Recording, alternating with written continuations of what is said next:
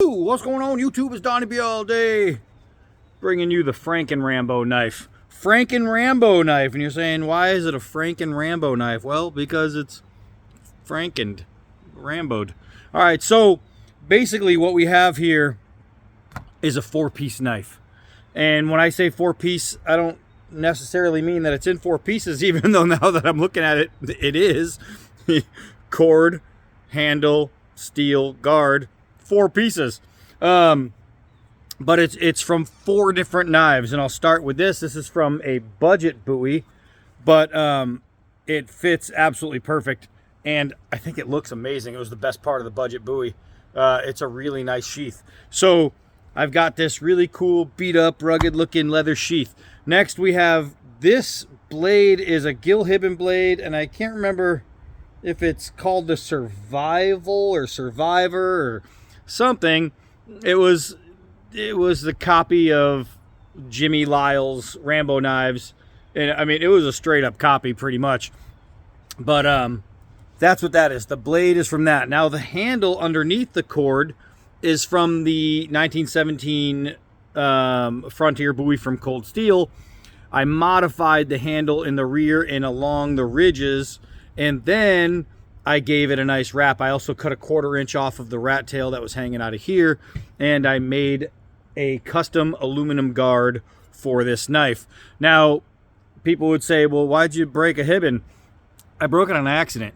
And not even like, oh, I was using it. It was a test during a video, and the problem is the Gilhibben was made real cheap, bad, terrible. The blade is good. The steel is good. It's well hardened. I found that out. But the grip and the guard, and they had all these multi-layers, and it was just a terrible design. It was just typical, one of those typical awful guard, awful handle, boxy Gilhibben grip type designs. I mean, he did a bad job from there to there, a great job from here to here because it was Lyle's design, but the handle was awful. And with that big rat tail, for some reason Gilhibben loves rat tails, but with that big blocky grip, I was chopping with it, boom, and the whole grip fell apart, just broke, and I did nothing with this for a long time. It just sat, and I had no idea what I was going to do with it. Then I re-gripped my 1917. This didn't come off there because I broke anything. No. I love my 1917. I just re-gripped it.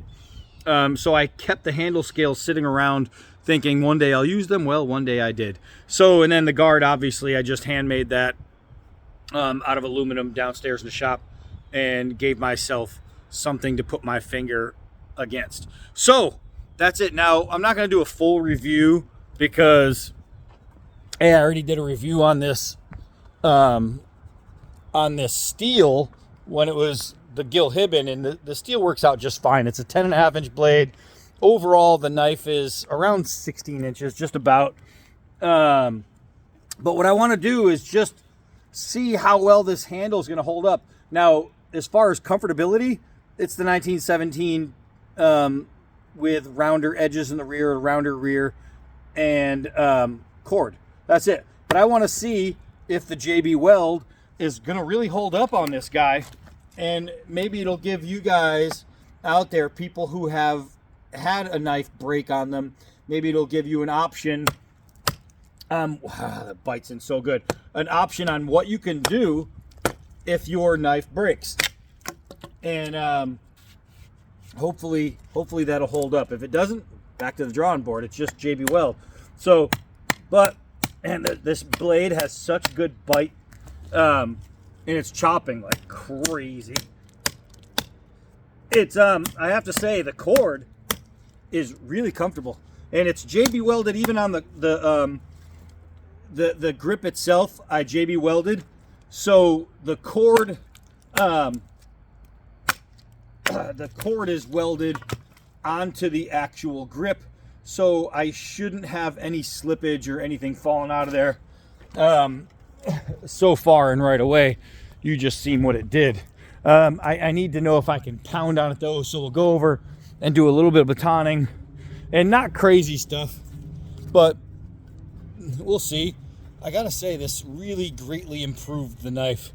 I was bummed when it broke, not surprised though, and Now that I redid it, I'm way happier. I think this is a much better product than the Gil Hibben knife that I originally purchased.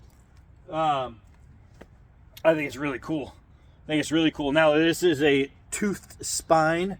Ooh, the sun just came out. We haven't had that in days.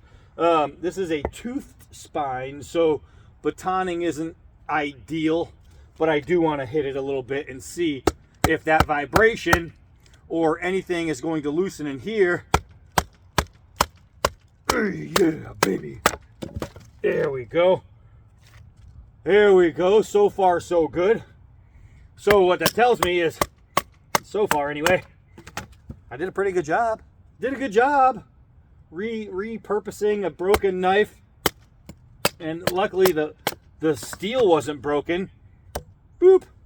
Just the grip broke off because it was terrible. It was a terrible design. It was terrible workmanship.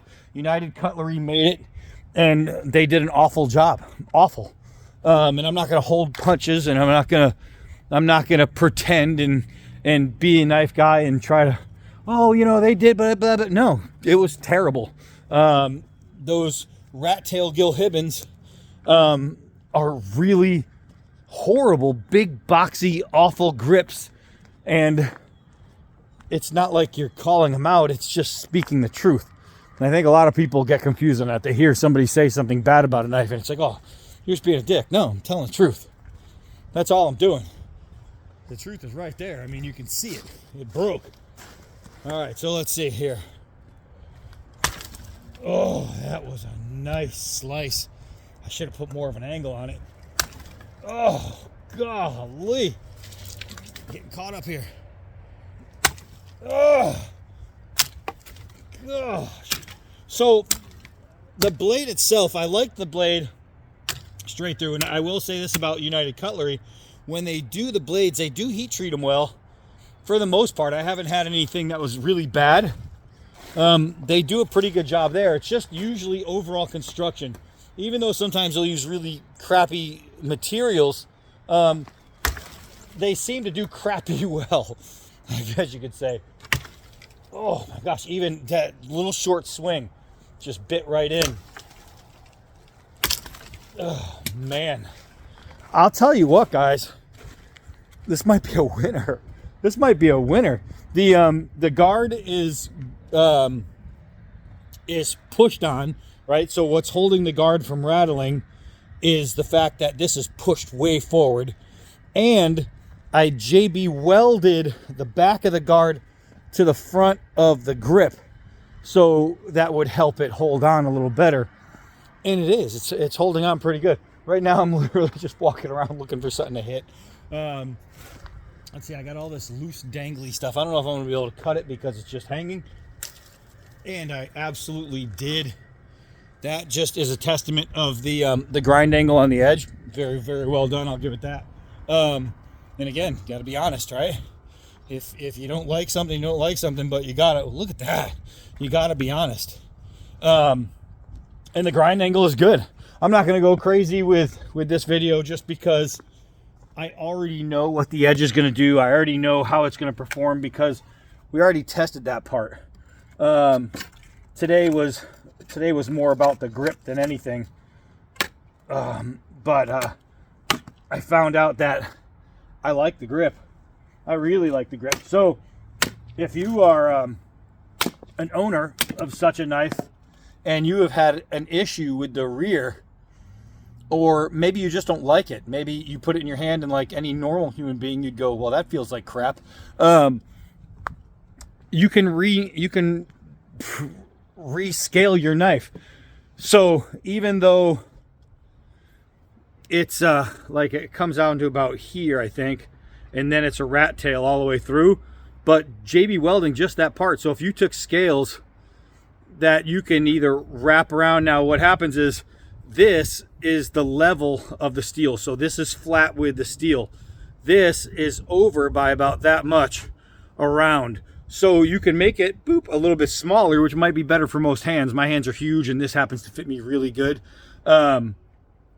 If you took some scales and went all the way to the end of the rat tail, and then maybe took some JB welded the hell out of it, but also took some JB Weld instead of wood glue and mix in some sawdust, and then you could fill the gaps with that where the what do you call it, is the rat tail.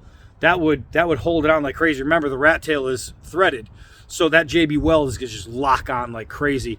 If you wanted to really do that, or you could take JB Weld and fit it around there, and then go in with some wood fill or something like that just to do the edges. You could do that, or just let it JB Weld the snot out of it and then sand it down around, and you'd have that. But it's really, really possible and really easy to take a broken knife like this, where the handle is broken off, and turn it into a usable knife again. It is not just easy, or not just possible, but it's easy. Now, the guard might be your only issue. There are pieces you can buy. I'm assuming you can just buy knife pieces and buy guards. All you have to do is measure the tang and do that, or make your own. Aluminum is a really good choice because you can literally take a drill bit and go through, boop, boop, boop, boop. All I did is made 4 drill holes, and then with the drill bit, I was just going back and forth with the guard, back and forth, and going up and down. Well, up and down, that's what I was doing. Up and down with a drill and pressing until it went through, and then it just took a file. I took a square file and went until it was really, really tight, and I had to hammer this on. I had to bang it on with the file, and that gave me a really nice tight seat right there, and it worked out perfect. Well, I don't know what happened to that lovely sun, but now it is so cold out here. It is, hold on. It's like 48 degrees. It's cold, man, it's cold. But, whoa! So that actually held. I really had no doubts that the JB Weld was going to hold. But not only did it hold, but it was comfortable. I did have doubts that I wouldn't break the JB Weld off of, because it was just against it, the JB Weld. I wasn't sure if this was going to loosen and give it a little rattle, but it is on there really tight. So who knows? And maybe that's what saved me.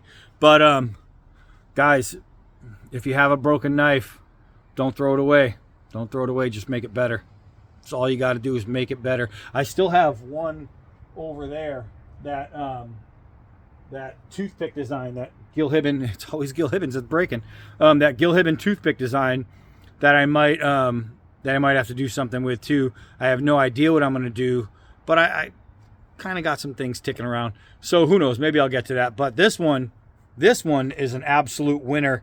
The fact that this knife sheath was available, because I have a knife without a knife sheath that's sitting downstairs, and I know somewhere I have the original Hibben sheath, which would fit perfect. Obviously, it's made for it. But I really like this sheath on this knife. I think it looks great. So I might just keep it, even if I find the Hibben one. I don't know. But winner chicken dinner right here. All right, so that's it for this one. Hi, I'm Donnie B all day. Until next knife.